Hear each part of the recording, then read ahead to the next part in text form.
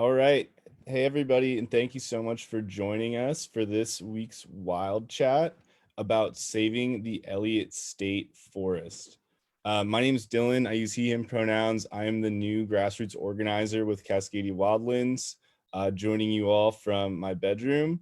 And we have a really awesome panel here with us tonight.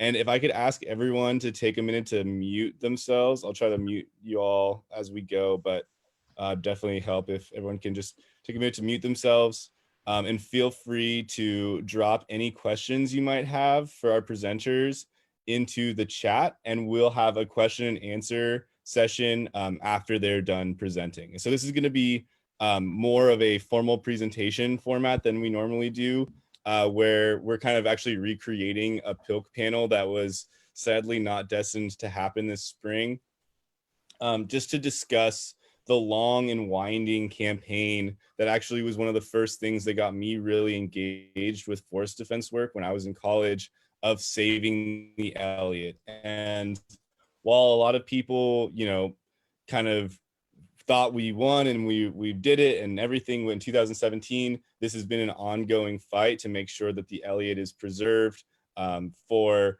all of the amazing resources that it has and for all the amazing services that it provides, from carbon sequestration to habitat for endangered species, and for all the amazing recreation opportunities. And so today we're joined by three of the folks who have really done just huge amounts of work to forward this campaign, and representing their organizations and a broader movement.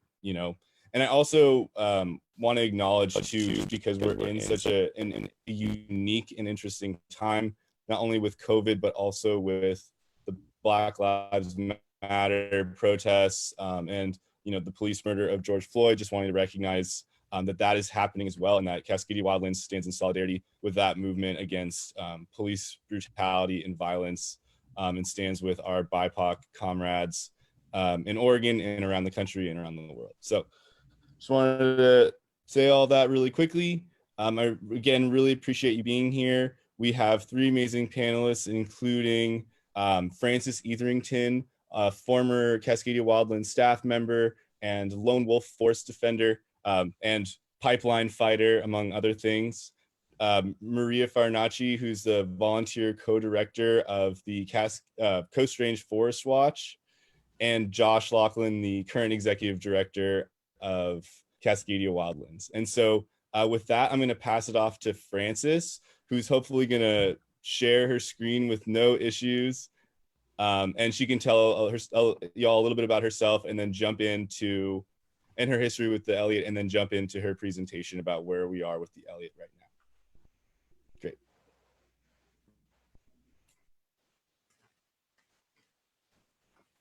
So hopefully my screen is being shared. And I'm Francis Eatherington. I live in Douglas County near the Elliott. I've been going there for a couple decades, monitoring the timber sales there through time. And I want to give you today a little history of the Elliott, and bring it up to what's happening today. The Elliott is a 93,000 acre Oregon State Forest near the Oregon coast. It goes between Reedsport and Loon Lake and south to Coos Bay. There. So this here is a map of the Elliott. It's actually a picture of the Coos Bay BLM district map. So it shows the Elliott in purple here in the middle. And the yellow around the edges is BLM land. The green at the top is Sayusal National Forest. And all this white area down at the bottom is private industrial tree farms. This is mostly the Millicoma Tree Farm down here. Thanks, Jenny. Now, a little history of how we got the Elliott. When Oregon became a state in 1859, the federal government gave the state land to help pay for public education. They gave them 2 sections out of every 36 section. And if you see the little squares on this map, each one of those is 1 square mile section. So they got 2 out of 36, but that was in 1859. So during the next 50 years, much of that land was sold or lost to swindlers and land fraud. So out of 3 million acres, the state was left with only 130,000 forested acres by 1900. And about half of that was within national forest boundaries, like the Siuslaw National Forest there. In 1930, a deal was struck and 70,000 acres of common school fund lands in the Siuslaw National Forest were traded to create the Elliott State Forest. Later, more acres were bought or traded to create today's 93,000 acres. And of those 93,000 acres, almost 85,000 are common school fund lands. Now, I forgot to point out that this is the main stem of the Umpqua River right here, going right into Reedsport. And this is what the Elliott State Forest looks like today. The pink is the common school fund lands, and the blue is other lands added later. They're known as the Board of Forestry Lands. Now, being a state forest, this is managed by the State Land Board, and the State Land Board consists of the governor, the treasurer, and the Secretary of State, and they work under the Department of State Lands, the DSL. And the DSL, in turn, early on, they passed the management, the timber management of the Elliott over to the Oregon Department of Forestry. A couple of events occurred through the years that's important in understanding the Elliott today.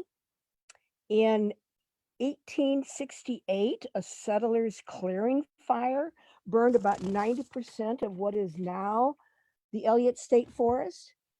So while most of the Elliott is not a 300-year-old old growth forest, it is a 150-year-old native coastal forest with old growth-like characteristics. This picture is kind of typical of the mature forest in the Elliott at 150 years old. Another event that shaped the Elliott was the 1962 Columbus Day storm, which blew down many of the trees on the west side of the forest. Today, the Elliott is an important place for people and wildlife because it is a solid block of public land in the Coast Range. Elsewhere, Oregon coastal forests are chopped up into a checkerboard of ownerships and clear cuts. But here is the Elliott as a solid block right there in the Coast Range. And of all of Oregon's state forest, the Elliott has the oldest trees and the largest blocks of native, never before logged forest. Now, you saw how close the Elliott was to the Pacific Ocean. And as such, it has got some of the best habitat left in Oregon for the endangered marbled murrelet. That's a seabird that spends its entire life at sea, but depends on old forests near the ocean, like the Elliott, to nest and raise its young. And Maria is going to talk much more about the marbled murrelets. The Elliott also provides big tree habitat for other endangered wildlife, like spotted owls and wild salmon. In fact, the Elliott is a major contributor to wild salmon populations. Approximately 22%, almost a quarter of all wild Oregon coastal coho salmon originate from the Elliott. Palouse Creek on the Elliott has the highest coho production on the entire Oregon coast. So you can see how important this forest is for salmon. You know, the Elliott is also important for protecting our climate. Scientists have determined that Oregon's coastal forests, like the Elliott, can store more carbon per acre than virtually any other place in the world. The Elliott could also be one of the top recreation spots in Oregon. It is surrounded by recreation places like Loon Lake, Oregon Dunes, Dean Creek Elk Viewing Area, state parks, and to the north is the Devil's Staircase Wilderness. And the adjoining private lands, you saw that big block of white land under the south of the Elliott. The 209,000 acre Weyerhaeuser Millicoma Tree Farm. It's gated, it's guarded, and you can't go there unless you pay them $360 a year, which makes our public forests, our free public forests like the Elliott, so much more important. And now I'm going to talk a little bit about the logging history on the Elliott. The Oregon Department of Forestry, ODF, began to log the Elliott in earnest in the 1960s. The historic Columbus Day storm of 1962 started the logging on the Elliott. The storm's high winds blew down an estimated 100 million board feet of timber, mostly on the west side of the Elliott, and there were few roads over there. So the mentality of the day, oh, all that timber blew down, we have to go get it. So they built a bunch of new roads to get over to the west side of the Elliott.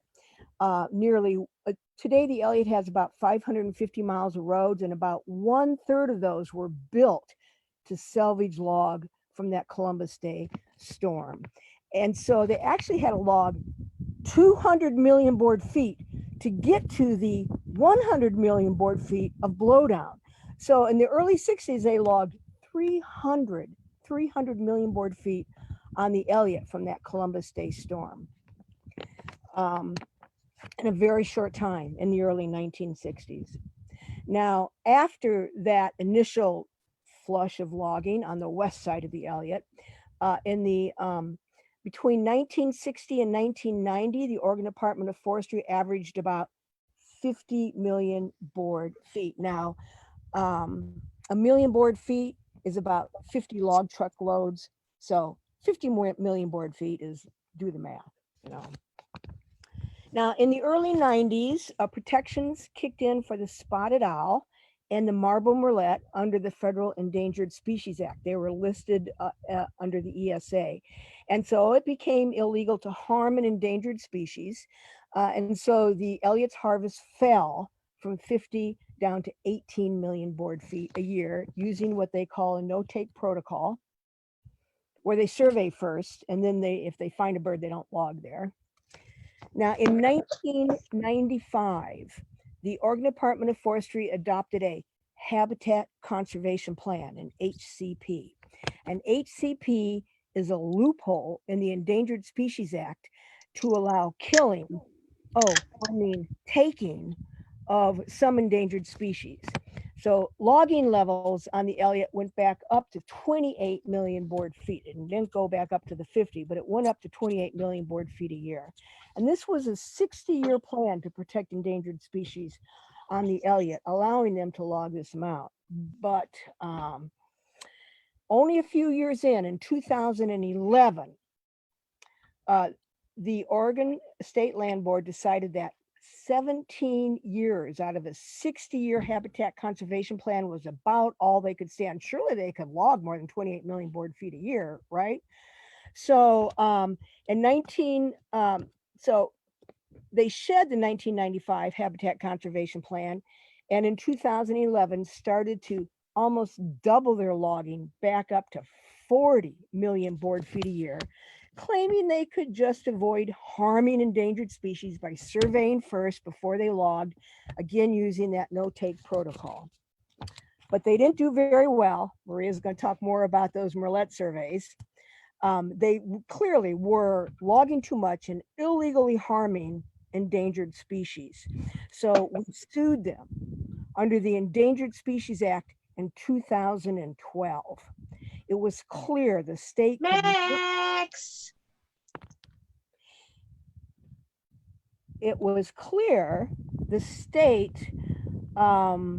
could not sustain this high level of logging without harming the marble murrelet. So we sued them in 2012 and 2013. We won. that lawsuit, and the state had to drop 10 sales on the Elliott that were in progress.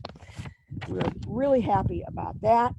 Now, the state then could have just gone to logging younger forests on the Elliott where endangered species did not live, but the state or Department of Forestry then said, well, if we can't clear cut old growth forest, the Elliott is clearly an unproductive forest. They called it unproductive because they couldn't log endangered species habitat. And the Department of State Lands decided to sell it.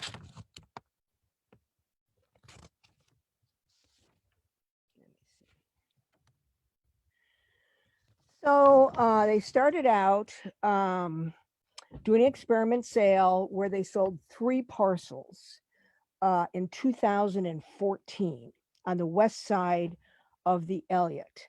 They sold a parcel called East Hackey to Seneca Lumber.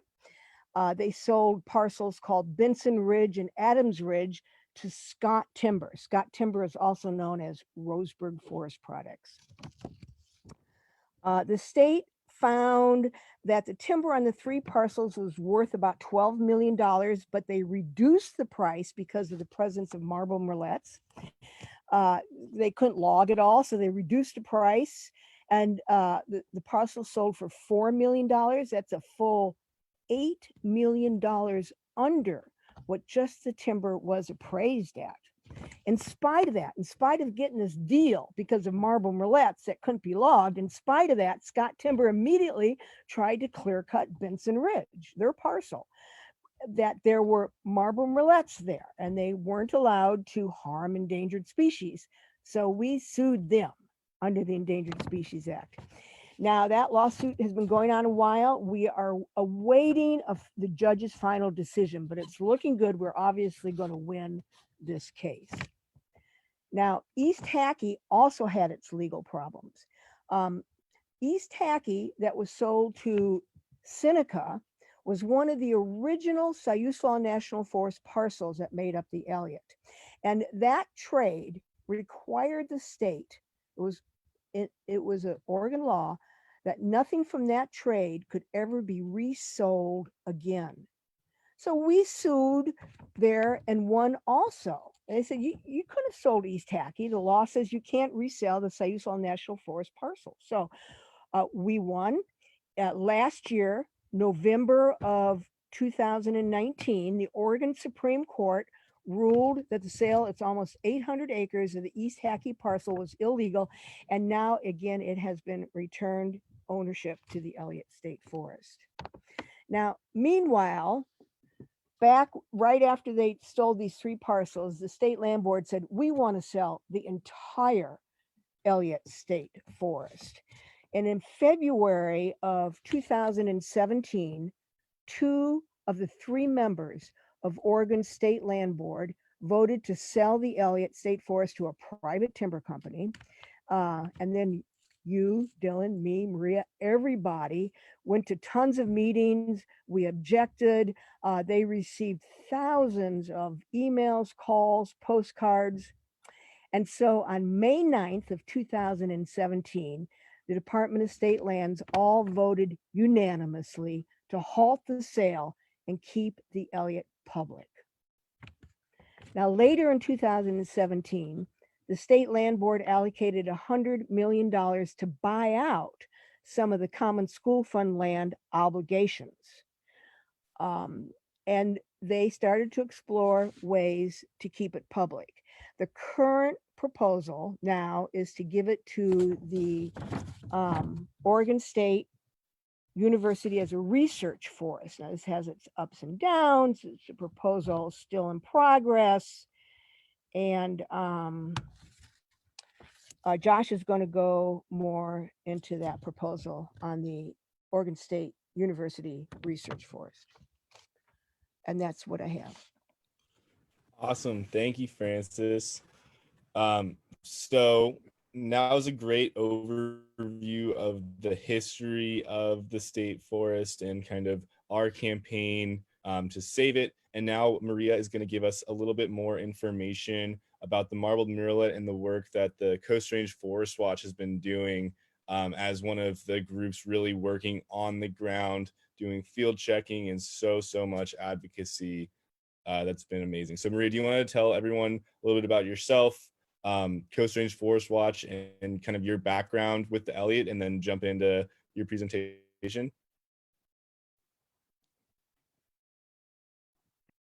I think you're muted. There we go. All right, here we go. And let me know if you have any issues hearing me in the chat. I have an office, but the internet in Coos Bay in general is not high quality. But yes, I'm Maria, she, her, hers. I'm a volunteer co-director with Coast Range Forest Watch. And I am in Coos Bay.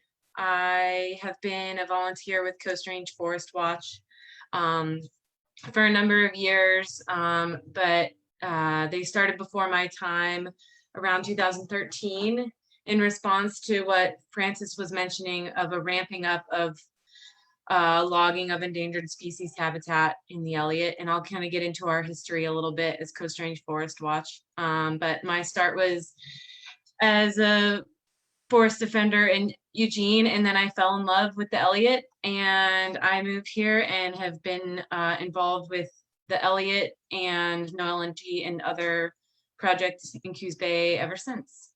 And yeah, I'm going to talk about our involvement with the Marbled Murrelet and our community-led volunteer surveys.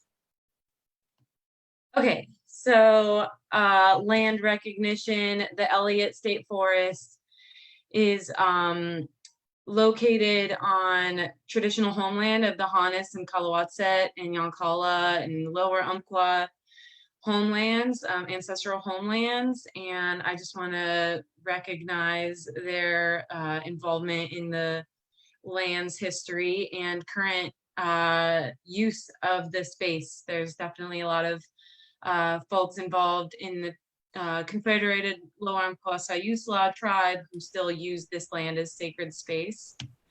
The Elliott State Forest has a lot of older forest. It's a mix of older and younger forests, as Francis was saying. There's the gray here on this map on the left is the plantations, and the blue and the red are some very old and a lot of somewhat continuous older mature forest. And there's kind of a diversity of management with Board of Forestry, which is the blue on the right map, and the pink is managed by the Department of State Lands now. It used to be the Board of Forestry. So it's kind of changed throughout the years. And so Coast Range Forest Watch, we try to get the community involved in Elliott. Part of what we do is just community organizing. We take people on mushroom hikes. We have had some really successful outings, like with like 50 people. Forest Watch, we try to get the community involved. I'm not sure what's happening. What we do is just community organizing. We take people on mushroom hikes. We have really successful outings. Like, yeah, I hear that. I'm trying to figure out where that's coming from. I think it's Mary Ann.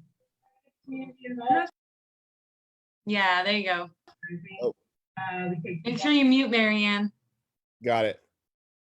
There we go. Good. Sorry about that. It's okay. I was like, what am I doing? And we've also done a lot to create this Safe Elliott State Forest. The logo and the bumper stickers and the yard signs, along with Cascadia Wildlands, help. We tried to get a grassroots local effort to get people involved to help protect it from being privatized. And so that's a major aspect and component of the work we do here in Coos Bay. And then we also do Marbled Murrelet surveys and ground truthing in the Elliott. And we have some annual sites that we visit and monitor for population, and we just get out there and try to see what kind of activity is going on in areas that might be on the dock to be logged, although that has been more minimal in the last couple of years. And I'll get into what we hope to do in the future with OSU, but that's kind of what we've done with the Marbled Murrelet surveys. is look at land that is threatened to be logged and try to make sure that they did accurate surveys and make sure that there are no murrelets left that went unseen.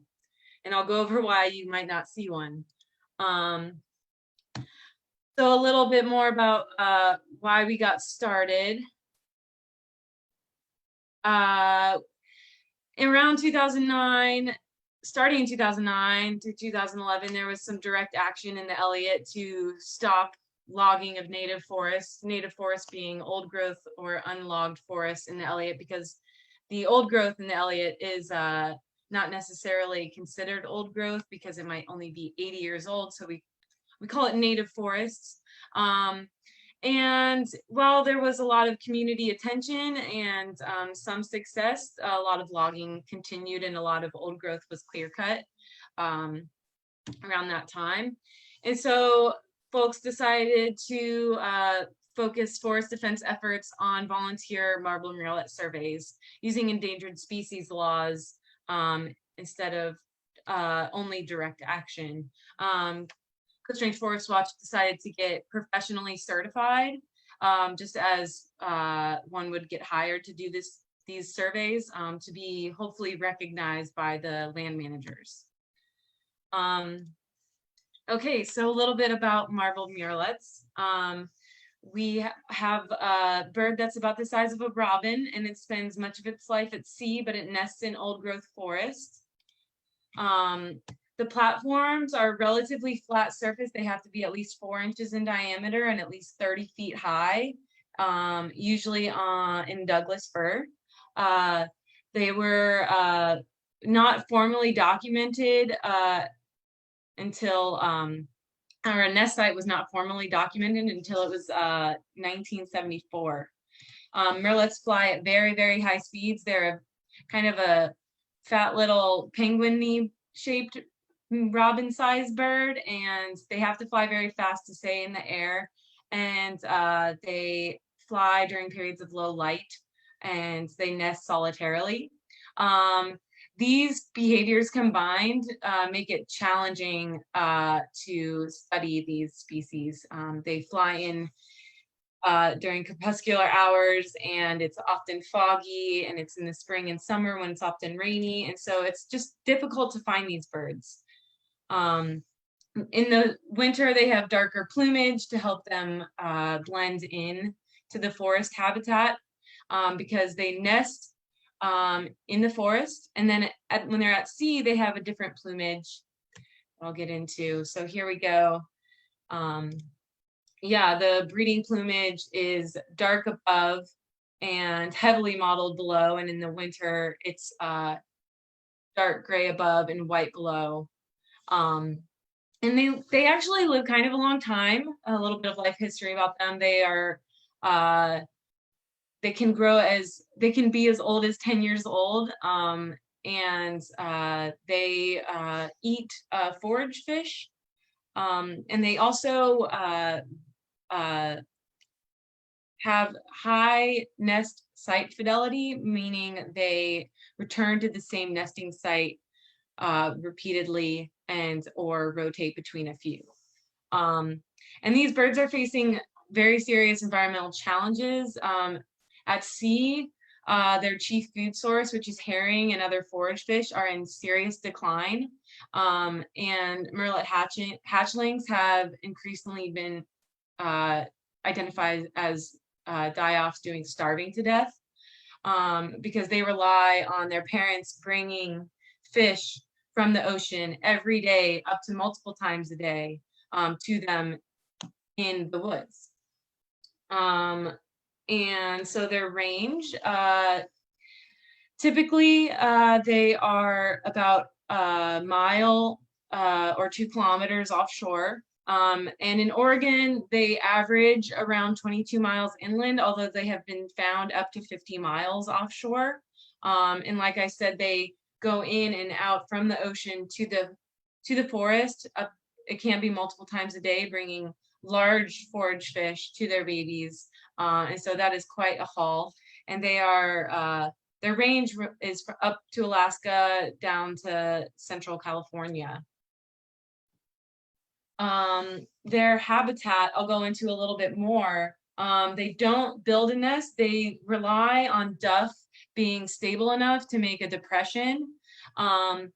And it's usually, it can be 4 inches, but it's usually around like 9 inches wide of a branch. And so that's why they need old growth. They need old growth structure. So it doesn't matter necessarily how old the tree is, but they need the structure of old growth to have a good platform. And that's what you look for when you look for murrelet habitat, is a big tree, but with platforms. So you want to see big fatty branches with a lot of duff on them. They're typically 170 to 200-year-old trees, but we've found murrelets in 80-year-old stands. Marbled murrelets are also, they occupy stands usually greater than 500 acres and are usually absent in stands less than 60 acres. Here's a really super cool picture. It's pretty recent, recently found, because it's very hard to find their nests. And so this is kind of cutting edge murrelet science right here.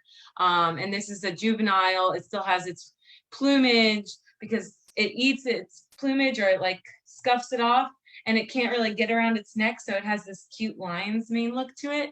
And that's its parent, mom or dad, bringing it a forage fish. So you can see it's a pretty big sized fish, and they need that to survive, to fly off into the forest. They also, a thing about the adults coming in is they don't really have the ability to slow down. They have to just crash land onto a branch. It's kind of like a part of the necessary structure in the tree that they are looking for. And so when they are seen flying, circling over a forest, they have to crash land into the tree just to be able to stop. And they are currently, we are currently hoping to uplist the murrelets to endanger, and they are currently threatened, and that's a whole story onto itself, but they are currently threatened, endangered, under the Endangered Species Act. Ocean conditions are also really impacting their survival, on top of lack of forest habitat for their nesting sites.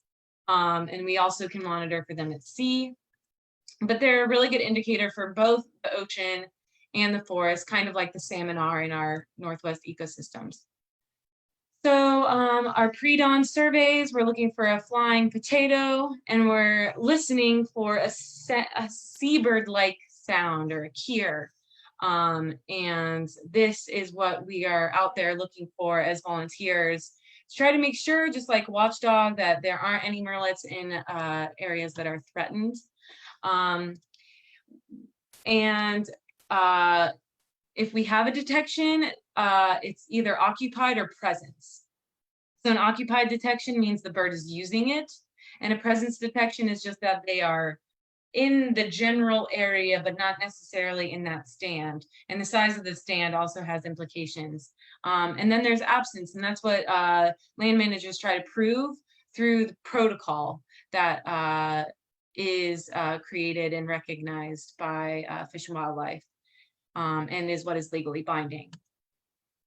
So if we get an occupied detection, this is a map made by Coast Range Forest Watch. If we get an occupied detection, we can recommend, and hopefully land managers will listen to us, a 1/4 mile buffer with an additional 100-meter buffer. And that's what we have here. We found murrelets here. And so we look for contiguous habitat. This is maybe a plantation here, but this is this habitat. And this is our recommendation for no management because of occupied behavior. And so this is what we send to land managers and to Cascadia Wildlands to help us defend these areas. And so I just want to mention a little bit, Francis mentioned these sales, East Hackey, Benson Ridge, and Adams Ridge.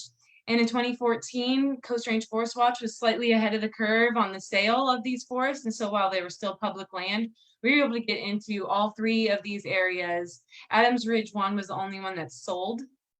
We were able to get occupied detections in all 3 of those parcels before they were sold, to help with forest defense before they were, it would be illegal to be on that land. In Benson Ridge, here's an image of the super dank forest that is in Benson Ridge and is currently being decided by a judge, and hopefully we will win soon. And this is just an overview map of all of the habitat across the Elliott that Coast Range Forest Watch has found occupied behavior in. We have had more than this of presence, but this is our occupied behavior recommendations in the orange, and the known murrelet habitat is in green. And so we kind of like to just chisel away. It might seem like small beans, but we find that there's a lot of unknown murrelet habitat with unknown occupied marbler murrelets in the Elliott that we would like to continue to find, that OSU is also planning to log in and around, and we just want to make sure that all the known murrelets are actually known, and we're there to make sure that if there are professional surveys done, that they're done as best as possible, because it's easy. It's not easy, but it's possible that survey is done professionally and to protocol and you still miss a bird because these birds are so hard to find. Pacific Seabird Group creates the protocol and U.S. Fish and Wildlife enforces the protocol. And Pacific Seabird Group has become a group that has timber on the board and is helping to draft what is the protocol for marbler murrelet surveys. And so we need to continue to put pressure on Fish and Wildlife to make sure that the protocol is adequate for the protection of these species. And we'll continue to be on the ground and using our mapping skills to give recommendations to OSU and other groups who are concerned about the Elliott in our watersheds here in Coos County and Douglas County too. And this is just some of the recommendation maps that we have made across time and space to different entities and for different projects. And we like to stay on the cutting edge of marbler murrelets survey science. This is a marbler murrelet in a big leaf maple, and it was not known that they even nested in big leaf maples until recently, or not proven with a photo. So this is the kind of stuff that we try to stay involved with and stay on the edge, the cutting edge with. And that's about it. So I went a little over, but thank you so much. Thank you, Maria. That was amazing. And just always a pleasure to look at pictures of these cute little flying potatoes. So now we're gonna, and also just a reminder, you all can drop questions in the chat. I've been collecting them and we'll just ask them at the end. I know we've got a couple so far, and Nick, Katie, the legal director with Cascadia Wildlands, has been chiming in every now and again, answering some of these questions and giving us some background. So yeah, thanks for that. And sorry for the folks on Facebook. If you're watching, you can drop them into the comments and we can respond to them later. You can drop your questions in. So now we're going to have Josh Laughlin, the executive director of Cascadia Wildlands, talk a little bit about kind of the current work that we're doing with Oregon State University about their management and just kind of the current state of things and the trajectory of the management of the Elliott, amongst other things. So I'll pass it to Josh. Do you want to talk a little bit about yourself, how long you've been working on campaigns related to the Elliott, and then jump into the where we're at now? Sure. Can you hear me okay? Yeah, and you don't have any slides, right, Josh? Correct. You just get my pretty face today. Okay, perfect. Let's see. Yeah, so my name's Josh Laughlin. I'm the executive director at Cascadia Wildlands based in Eugene here. We've been engaged in efforts on the Elliott State Forest for almost 20 years. It makes me feel a little older when I think about that. And I'm grateful, forever grateful to Francis Eatherington, who you heard from earlier, for introducing us to the threats to the Elliott back around year 2000.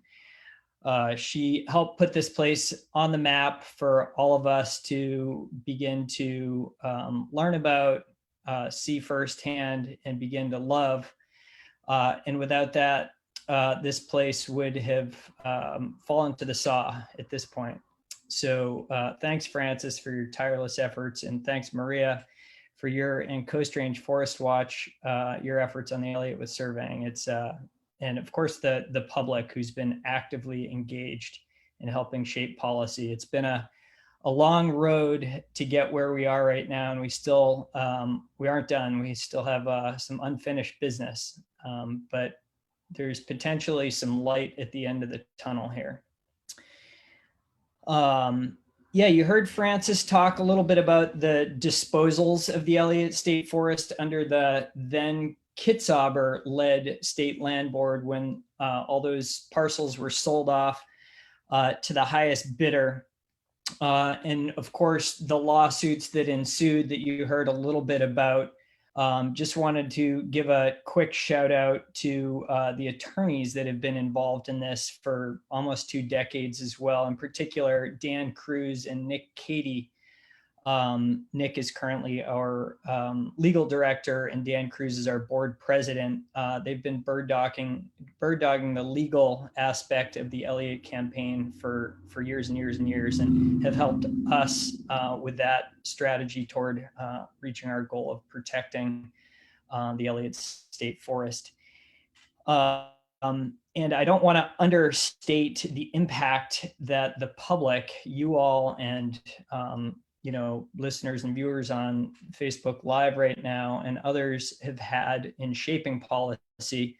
When the land board voted in, I believe it was 2017, to privatize the Elliott, the public unleashed quite an opposition campaign that ranged from hunters and anglers and public lands enthusiasts and birders and recreation enthusiasts, and it ran the spectrum. And that's really what ultimately flipped the land board to pull the plug on that and instead vote to keep it in public ownership for its outstanding values.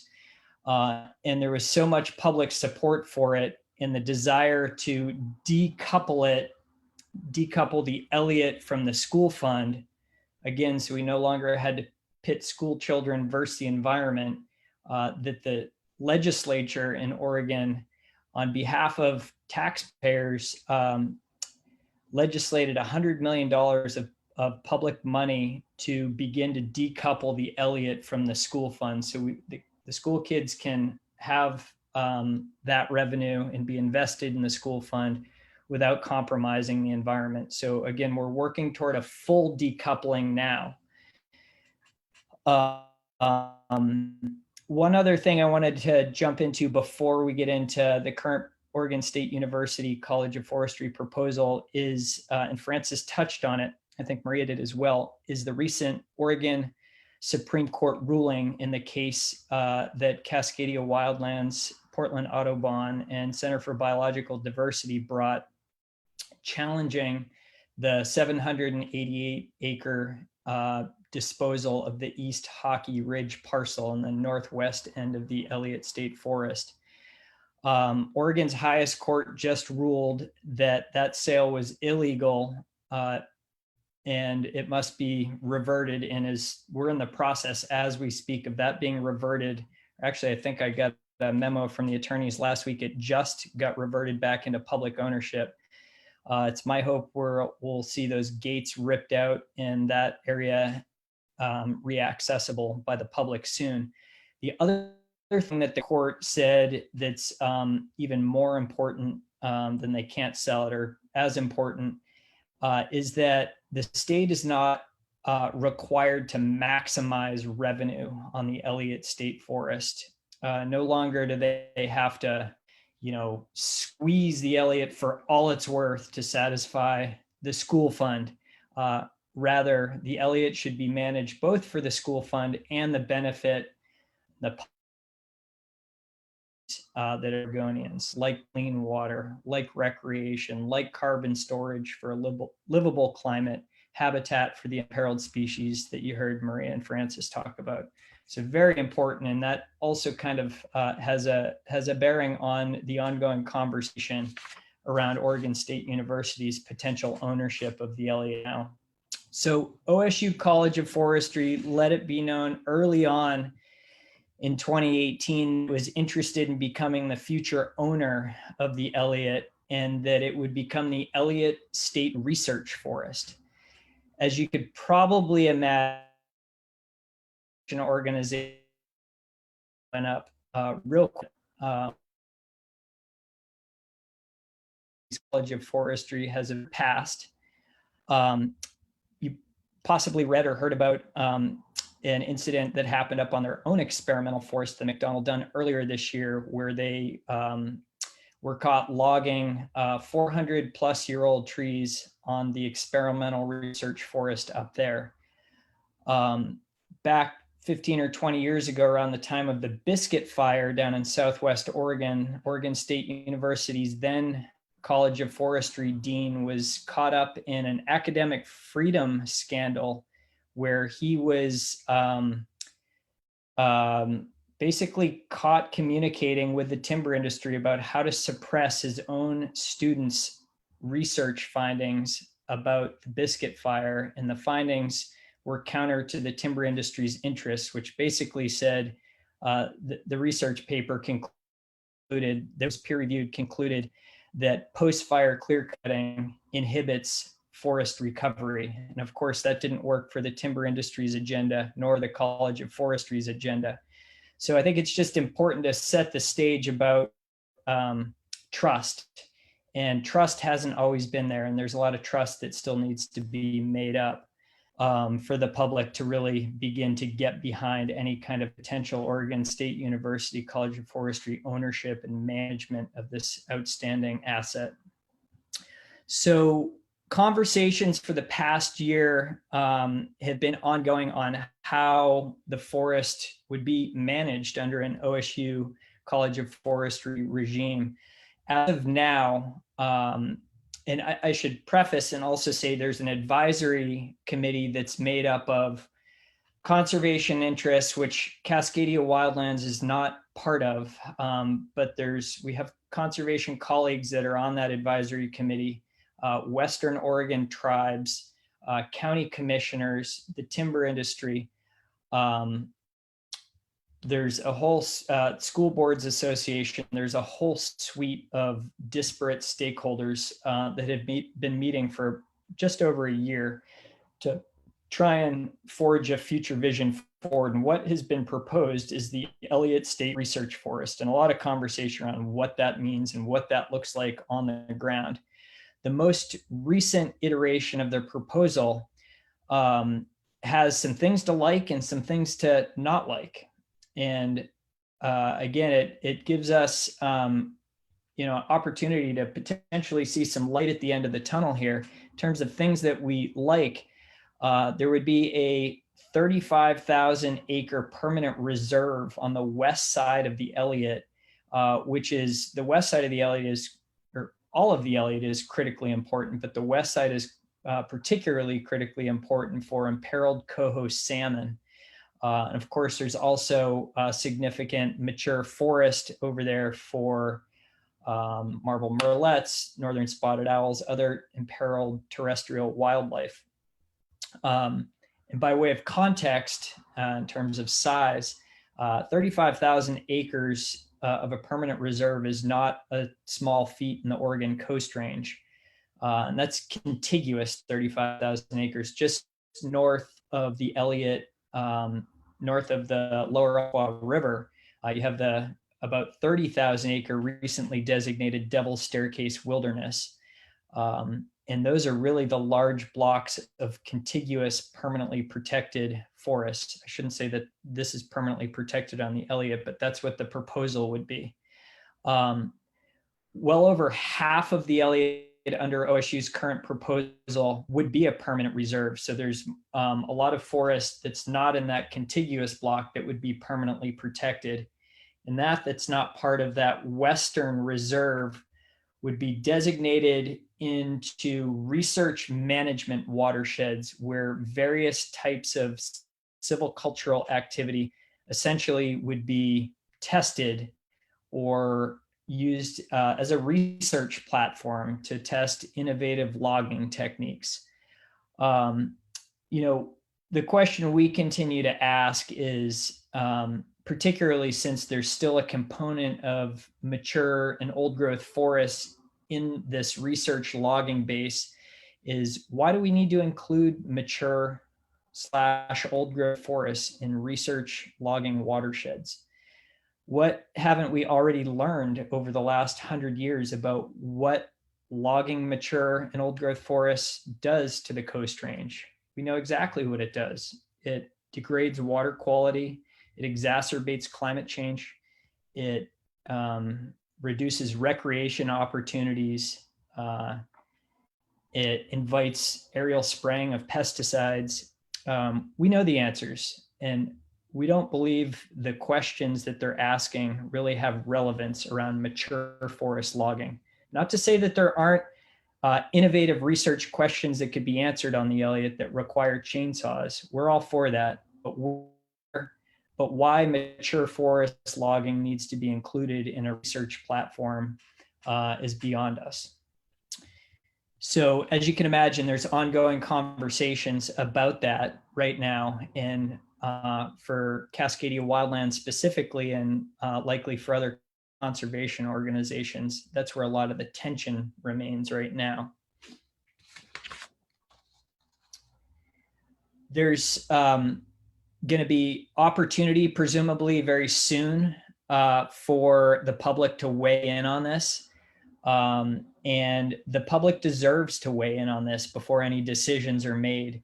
And, we've spent 20 years to get where we've gotten, and we want to make sure we get it right here, where we can have restoration-driven logging in the tree farms on the Elliott. Half of the Elliott is a tree farm and doesn't act as a functioning forest right now. It resembles a corn crop, where we can have protection of the remaining old forest, where we can have trails for people to hike on. There's not a single mile of sanctioned hiking trail on the Elliott State Forest, if you can believe that. This is a 82,500 acre forest without a single mile of hiking trail. So again, we want to make sure we get this right, and it's gonna need and require the involvement and participation of the public to get it right, so we can create an Elliott forest that generations to come will be proud of. Amazing. Thank you, Josh. And thank you to all of our panelists we've had today. So we have a few more minutes to do a quick Q&A. I've got a couple questions that were dropped in the chat. So we'll start with those, and we'll just kind of put them up to any of the three panelists to answer. But feel free to jump in and add any other questions you might have. So our first question was, I think it was answered in the chat, but who was on the land board that voted for selling the Elliott, and who was on it when they voted to reverse that decision? Does anyone want to talk about that and talk about maybe some of the factors that led to that reversal? I could weigh in real quick. I saw that in the chat box. We need to check back into the record that whether or not Kate Brown actually voted to privatize. I believe the vote was 2-1, and that was Dennis Richardson and Tobias Reed. I'm certain of that. I don't believe I believe Governor Brown was outvoted, and it was Governor Brown and her leadership in response to the public outcry that brought a new motion forward to keep it public through a public bonding option to begin to decouple. So it's important to recognize the public pressure that occurred, and also acknowledge the governor taking a leadership role there in that, and swinging Treasurer Tobias Reed's vote to reverse his vote to privatize the Elliott. Yeah, and if I remember correctly, there was like a time where none of their phones were working because of the volume of calls that they were receiving just all day, every day for weeks. So it was pretty incredible to be part of that grassroots effort. And I think that that was, at the end of the day, one of the huge factors that really decided that. So then we have a question. What are the current protection laws for marbled murrelets? How much forest is protected around a known nest site? Maria, do you want to take that one? Well, I can definitely say that Nick's answer is helpful because it's actually just in like a really weird limbo where there was a petition to increase it from threatened to endangered, and Oregon Fish and Wildlife kind of flip-flopped and voted for it and then took it back.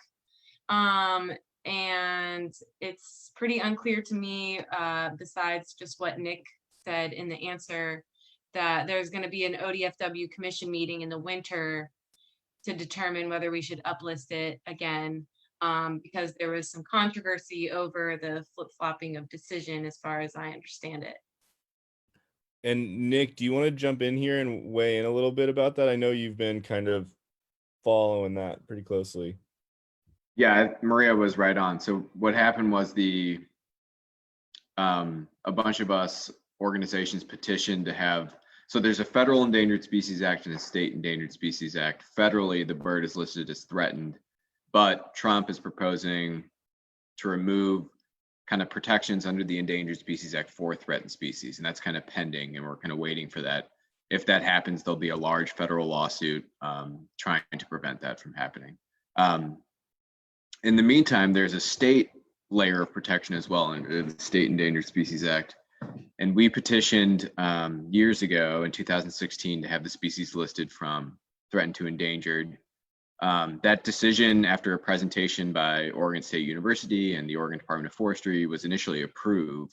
At a subsequent meeting, the timber industry showed up in mass, and the commission, the ODFW commission, reversed itself. And then we sued them.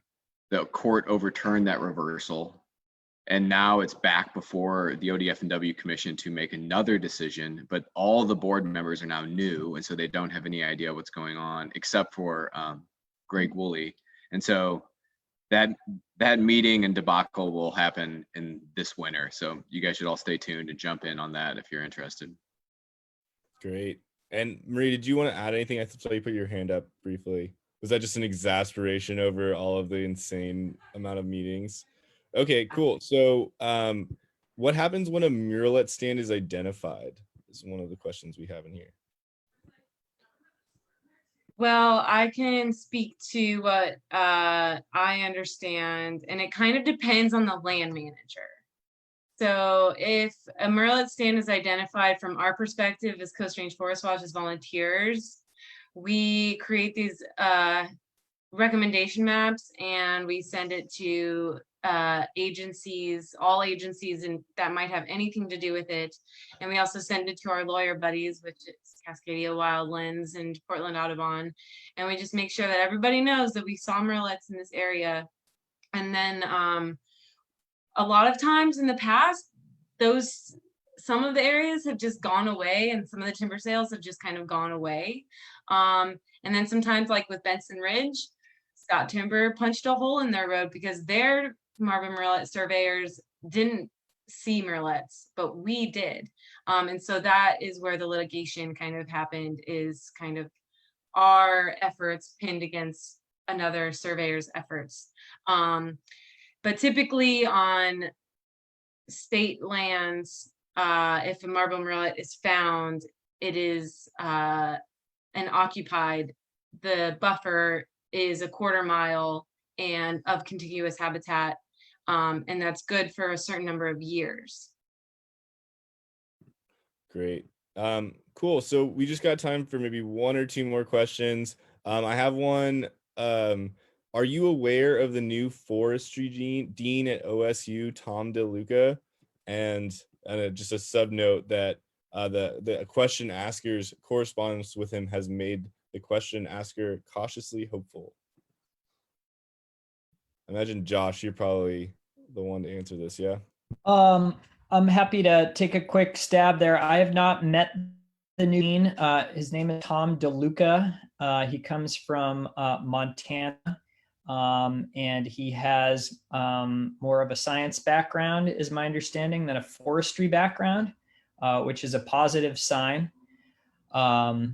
So I look forward to meeting him and expressing our interest and values and desires for the Elliott.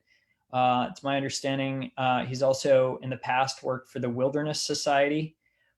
So the new position is not being filled by big timber by any means. So that's promising. You know, change happens, albeit slowly. This seems to be a substantial change for the School of Forestry.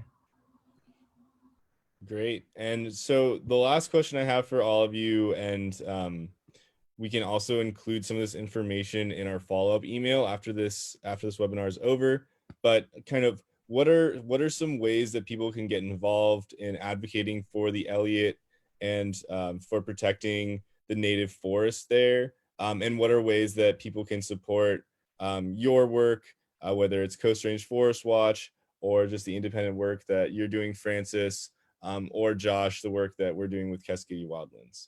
And y'all can feel free to jump in. Maybe Francis, do you want to start there? I think it's really important to financially support organizations like Coast Range Forest Watch. It's expensive to get those marble murrelet certifications. It's expensive to drive out there and do the murrelet surveys. So they have a website with a donation button on it, and I think that would be the best way to support the whole work that is being done around the murrelets. Great. Thanks for the plug, Francis. We also, besides donating to our efforts, we have public events, and it's always really nice when people from the valley come over and spend time in the woods with us, because we find that that's the best way to be a lifelong advocate for the Elliott, and to get to know it and understand, like, why aren't there trails, and like where are the trails that do exist? Like, come email us. We'll send you with a map and some road directions into the Elliott. But also we do, COVID is screwing everything up, but we usually do a spring hike, a bird survey, so you can come be a bird surveyor with us, and mushroom hikes in the winter. And I saw, how do you become a surveyor? We get certified through Pacific Seabird Coalition and Pacific Seabird Group, excuse me. And we pay for our certifications, and it's just like everybody else and any other surveyor, and you have to get tested. And so we go and we stand in a field, and you have to get a certain percentage of the birds that the test giver is giving, or that the test giver saw. So you have to kind of pass a test to make sure that you can both see and hear the birds. And we have gotten certified to be marble murrelet surveyors since 2013. Although the efforts have definitely slowed down on that because there's less immediately threatened forests, we still try to keep tabs and keep our edge on surveying in the Elliott. But I just want to add that the work you did do was critically important to saving the Elliott, to actually have these surveys so we know where the murrelets are and to hold their feet to the fire. So that's really great that happened. And Josh, do you want to add anything else? I was just typing a response in the chat. Could you ask the question again, please? Oh, just means by which for the people here to weigh in their support of keeping the Elliott wild and free, and just helping our efforts and any kind of upcoming opportunities for them to plug in.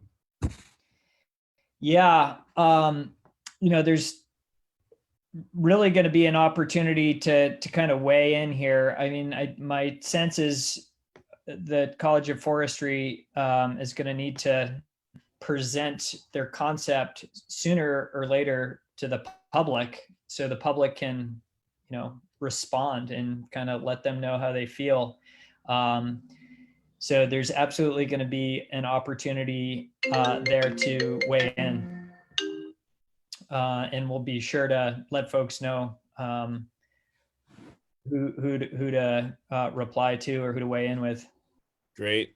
So that's everything I've got. Thank you all so much for joining us, and thank you to our amazing panelists for joining us on this panel, but also for the what seems like decades of work cumulatively you all have put in.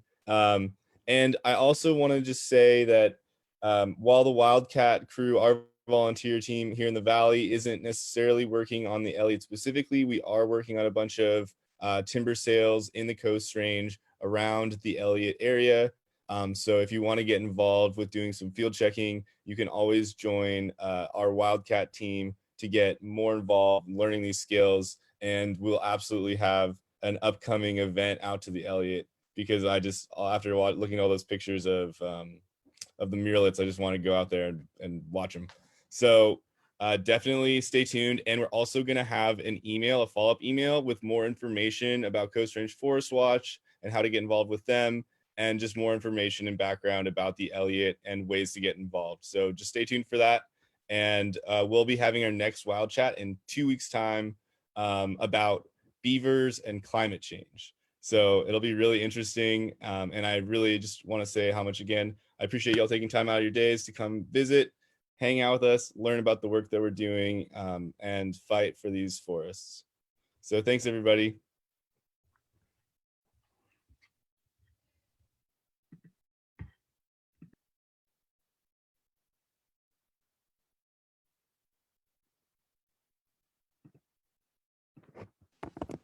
Thanks, Dylan. Thanks, Francis. Good to see you. Good to see you. See you in a week or two. Yeah. Are you going to come to base camp? Are y'all having one? Yeah, it's gonna be a secret base camp. Sure. What month? Probably like August or September. Okay. Is Bark doing something? We still don't have an idea if we will. If we do, it'll be very small. Yeah, that's pretty much what we're gonna do too. We're not gonna advertise it, but yeah, definitely be great to have you. I'll let you know when we get something on the books. Yeah, please do. I might go out to Michigan for a little while. Okay. But if not, I'd like to. Yeah, Bark. There's a non-bark related ground truthing camp out in Mount Hood like in a week or two. Oh, is that the like action camp, kind of like from the Crystal Clear organizing that was happening last summer? No, it's just ground truth. There is to ground truth and zigzag. Oh, cool. I mean, like we're going to be doing field checking for bark, but it's not like put on by bark. It's just the ground truth team, like ground truth volunteers. Sweet. Well, it's good to see you, and good to see you. let's be in touch. Cool. All right. Take care, everybody. Enjoy. Bye.